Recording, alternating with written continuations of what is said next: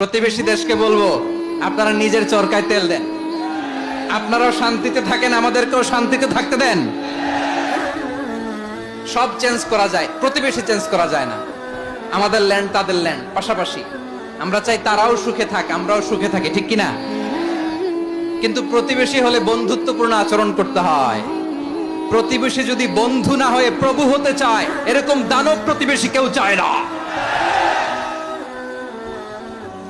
ভারত যদি বন্ধুত্ব উপহার দেয়, আমরাও বন্ধুত্ব দিব, কি বলেন?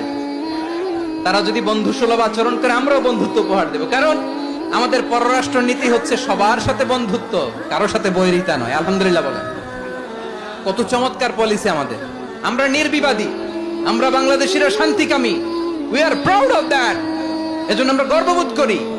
আমাদের পররাষ্ট্র নীতি সবার সাথে বন্ধুত্ব, কারোর সাথে শত্রুতা নয়। তাই প্রতিবেশী দেশকে বলবো, আমার ভাইয়েরা, আপনারাও আমাদের ভাই। বন্ধুত্ব দিলে বন্ধুত্ব পাবেন। বন্ধুত্ব ইজ ওয়েলকাম, দাদাগিরি নয়।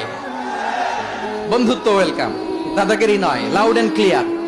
ভারত যদি বন্ধুত্ব দেখায়, বন্ধুত্ব পাবে। কিন্তু ভারত যদি বাংলাদেশে আধিপত্যবাদ বিস্তার করতে চায়, বাংলাদেশের 18 কোটি জনগণ সেটা রুখে দেবে। ভারত যদি গৌর গোবিন্দের ভূমিকায় নামতে চায়, দেশের 18 কোটি মুসলমান শাহজালাল